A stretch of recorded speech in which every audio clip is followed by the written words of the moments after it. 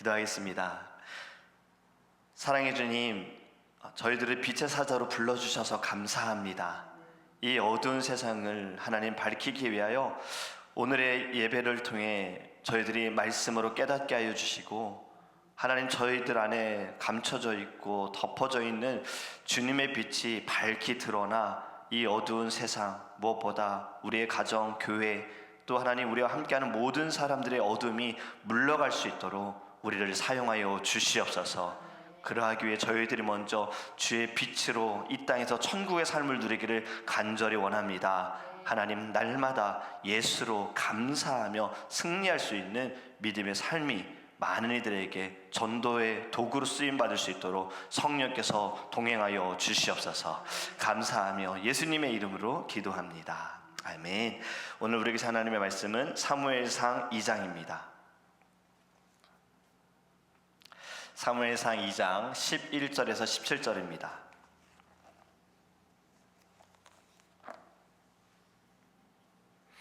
제가 주는 성경책은 구약성경 410페이지입니다. 사무엘상 2장 11절에서 17절 말씀입니다. 우리 한 목소리를 함께 읽도록 하겠습니다. 엘가나는 라마의 자기 집으로 돌아가고 그 아이는 제사장 엘리 앞에서 여호와를 섬기니라. 엘리의 아들들은 행실이 나빠 여호와를 알지 못하더라.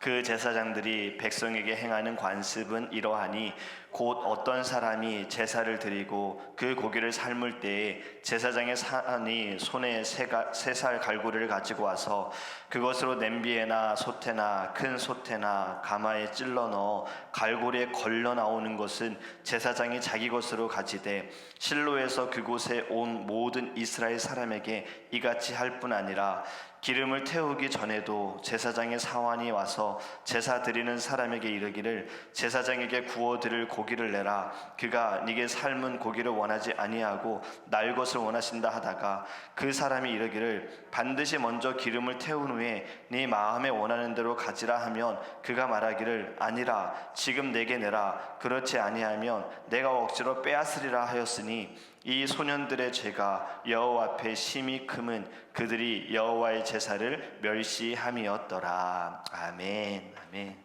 할렐루야. 하나님께서 오늘의 말씀을 통해 깨닫는 지혜를 주실 줄 믿습니다.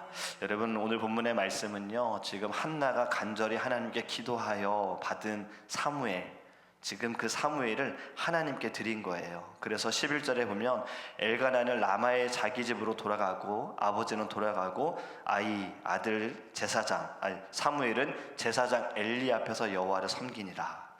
여러분이 엘리, 이스라엘의 제사장입니다. 사사시대 말기에 활동한 제사장입니다. 엘리는 종교적으로 정치적인 지도자로서 성막에서 제사장의 역할을 수행하고요, 또 사사로서 이스라엘을 다스리는 역할을 감당했어요. 그는 하나님의 백성을 말씀으로 율법으로 가르쳐야 했고, 그들의 문제를 해결하는 중재자 역할을 감당하는 사람입니다. 그런데 지금 엘리에게는 두 아들이 있는데 홈니와 비느하스입니다.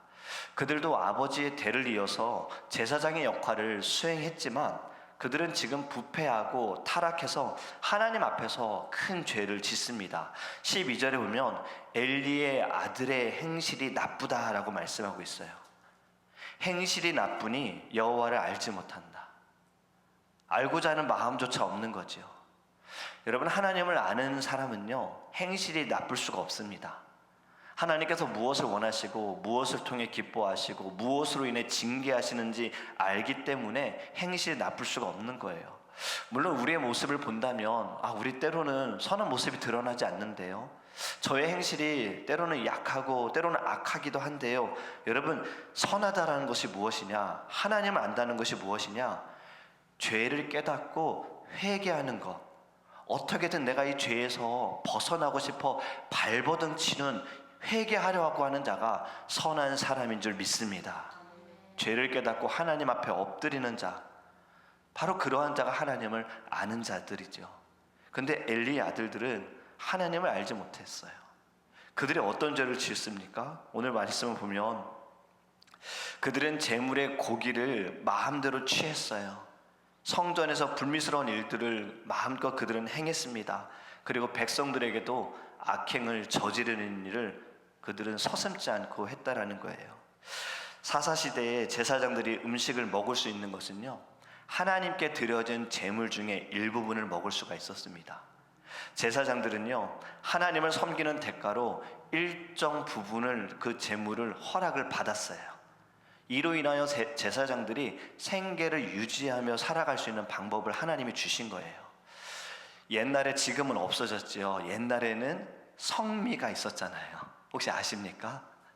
그래서 한국에 저희들이 어릴 때 엄마가 하얀색 이렇게 포대기에 되어 있는 것에 쌀을 담아가지고 들고 가지고 가서 어디에다 부으라고. 그래서 교회에 가면은 헌금함이 그때는 있지 않았죠. 헌금은 다 바구니로 돌렸기 때문에 성미함은 있었어요. 그래서 뚜껑을 열고 거기다 쌀을 붓는데, 이 쌀은 누구를 위한 것이었죠? 네, 하나님께 바쳐서 주의 종들이 먹고, 또 어려운, 좀 그 당시에 좀 힘든 성도들에게 나눠주라고 성미를 매 주일마다 성도님들이 조금씩 가져오셨잖아요. 그것도 역시 율법적인 겁니다. 지금 제사장들이 먹을 수 있는 음식도 하나님께 드려진 제물 중에 일부분을 받아서 먹을 수가 있었던 거예요. 제사장들이 먹을 수 있는 제물의 종류를 보면요, 화목제, 하나님께 드려진 이 화목제에 제사장과 예배를 드린 사람 모두가 다 함께 먹을 수가 있었습니다. 화목제는 감사와 화해를 상징하는 제사여서 드려진 고기 중 특정 부위는 제사장에게 주어졌어요. 그리고 속죄제와 속건제, 죄를 속하기 위하여 드리는 제사인데, 제사장은 드린 고기 중 일부분을 먹을 수가 있었습니다. 다만 속죄제의 피와 내장 지방은 하나님께 온전히 바쳐야 했고, 남은 고기는 제사장과 그의 가족들이 먹을 수가 있었어요. 그리고 소제, 곡식으로 드리는 이 소제, 곡식을 가루로 빻아가지고 기름과 섞어 드리는 제사인데, 그중 일부는 제사장이 먹을 수 있었습니다. 하지만 기름을 섞은 일부분만 하나님께 올리고 나머지는 제사장이 받아서 가족과 함께 먹을 수가 있었던 거예요. 음식의 규정, 엄격한 규정이 있었습니다. 제물의 피와 기름은 반드시 하나님께 드려야 하고, 제사장들이 임의로 취할 수가 없었던 거예요. 제사장들이 먹을 수 있는 부분은 오늘 우리가 말씀을 통해서도 알 수 있듯이, 갈고리를 넣었을 때 그 갈고리에 걸려서 나오는 고기만 먹을 수 있었던 거지요. 그런데 지금 이 홈니와 비느하스는 어떻게 합니까? 이 모든 규정을 다 무시하고요, 자신들이 원하는 부위를 달라고 하는 거예요. 지금 하나님께 제사를 드리려고 제물을 가져온 성도들에게 바치기 전에 내가 먼저 떼겠다라는 거예요. 좋은 건 내가 먼저 가져가겠다. 걸려서 나오는 것 먹는 것이 아니라 양도 내가 원하는 만큼 가져가겠다. 여러분, 이것이 무엇입니까? 하나님을 무시한 거예요. 하나님은 자기들보다 뒤에 있는 거예요. 자기들이 하나님보다 우선이 되는 거예요. 이로 인한 하나님께서는요, 큰 죄를 범한 것으로 간주하시고 그들의 행동으로 인하여 이 두 아들만 심판하신 것이 아니라 엘리의 가문 모두가 다 심판을 받게 됩니다. 그런데 오늘 말씀을 보면 알 수 있듯이 엘리 제사장의 아들들 홈니와 비느하스의 아들들의 나이, 정확하게는 알 수 없지만 소년이라고 말씀하고 있습니다. 지금 청년의 나이가 아니라 소년의 나이, 아직 배움이 필요한 나이지요. 그런데 아버지 엘리 제사장은 아들을 가르치지 않았다는 거예요.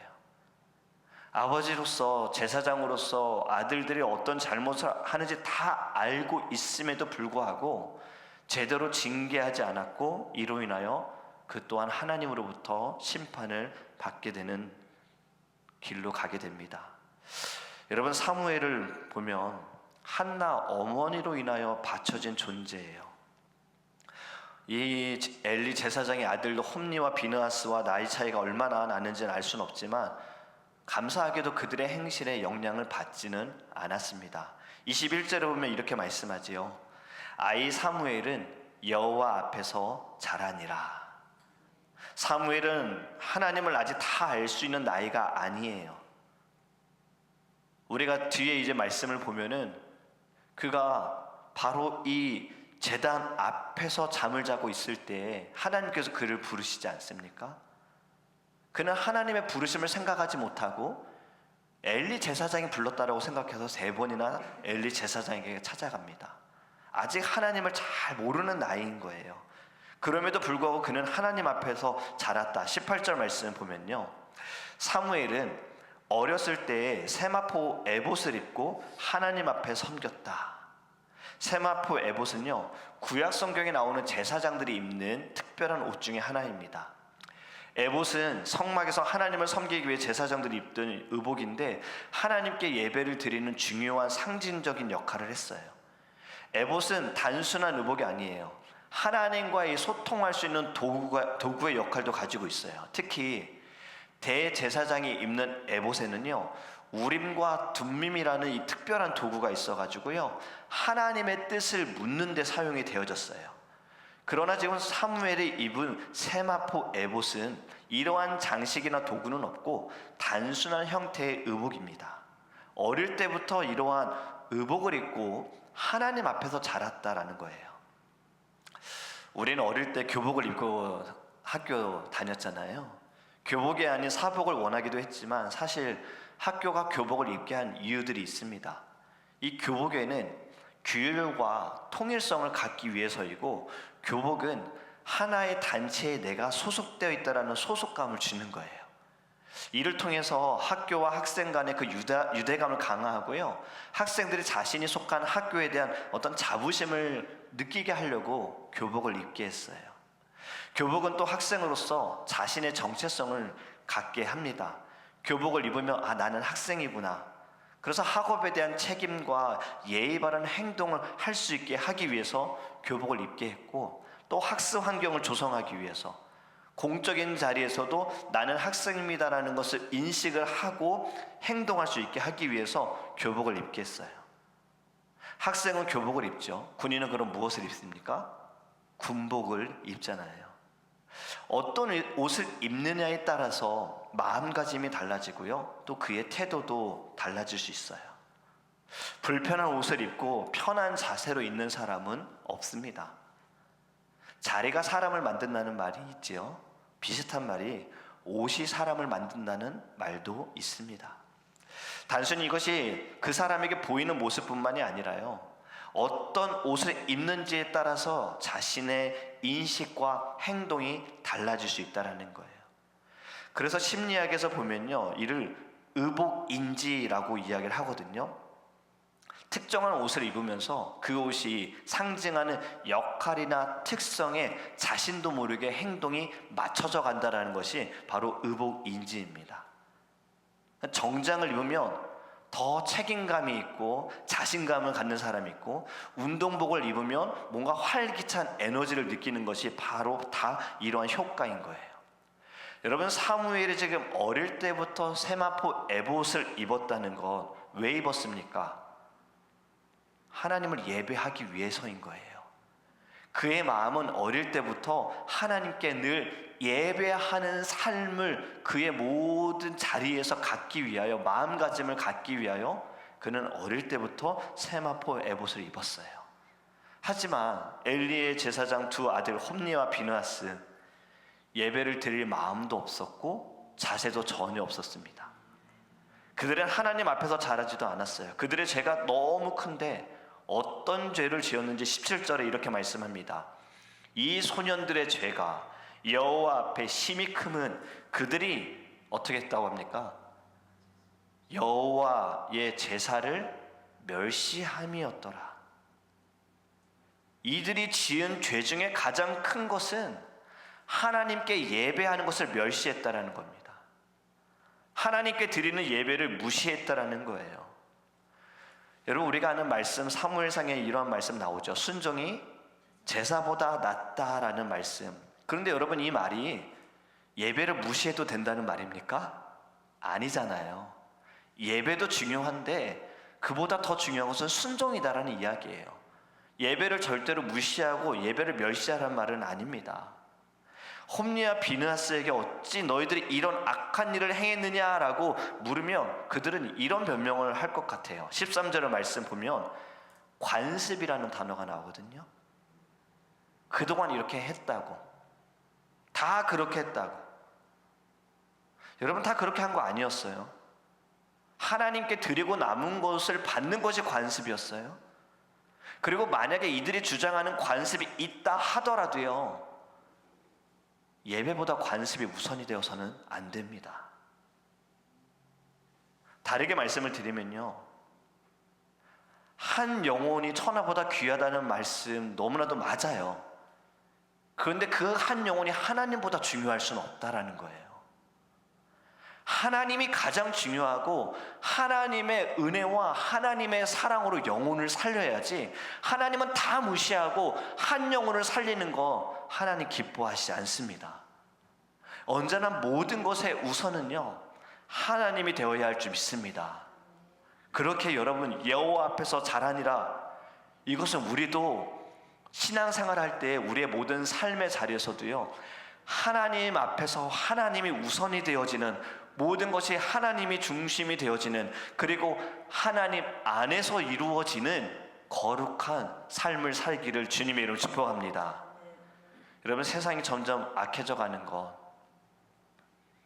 어쩌면 이들도 성경이 이 부분을 가지고 이야기하는 거지요. 한 영혼이 천하보다 귀하다 해서 소수의 의견을 다 들어야 한다, 소수의 인권도 중요하다라고 이야기를 하는데, 그 주장에는 하나님이 없어요. 진화론이 무엇이 문제입니까? 뭐 말도 안 되는 것을 가지고 주장하는 것도 문제지만, 지금 진화론의 주장에는 하나님이 없어요. 우리가 알고 있는 창조론, 여기는 시작부터 하나님입니다. 여러분, 하나님이 중심이 되어야 되고 하나님이 우선이 될 때에 우리는 죄의 자리에서 벗어나게 될 줄 믿습니다. 우리 모두는 하나님 앞에서 성장해야 돼요. 하나님 앞에서 예배하고 하나님 앞에서 신앙생활할 때 하나님 앞에서 우리는 칭찬받는 거룩한 주님의 자녀, 주님의 종이 될 줄 믿습니다. 오늘도 주님이 주신 거룩한 날, 우리 이 마음 가지고 승리했으면 좋겠어요. 주님, 저는 주님 앞에서 오늘 살아갑니다. 사무엘이 세마포 에봇을 입은 것처럼 저도 늘 거룩의 옷을 입게 해주세요. 그러기 위해 하나님, 저의 말과 행동과 생각과 마음이 거룩하기를 원합니다. 제 생각대로, 제 마음대로, 제 감정대로 하나님, 이 세상을 바꿀 수가 없습니다. 하지만 주님의 그 거룩하심이 내 안에 역사하여서 하나님, 이 땅을 주의 빛으로 바꾸게 될 줄 믿습니다. 우리 마음 가지고 이 시간 함께 기도하기 원합니다. 주여, 주님, 늘 주님 앞에 서 있다라는 생각으로 살아가기를 원합니다. 늘 하나님 앞에, 그 하나님의 심판대 앞에 내가 서 있다라는 마음을 가지고 저는 오늘 하루 살아가기를 원합니다. 주님이 나를 보실 때 어떻게 말씀하실 것인가? 칭찬받기 위하여, 주님께 칭찬받기 위하여, 사람에게 인정받는 것이 아니라 주님께 인정받기 위하여, 주님, 저를 새롭게 하여 주소서. 제 안에 있는 모든 악함을 다 무너뜨려 주소서. 우리 다 함께 주여 부르시고 통성으로 기도하겠습니다.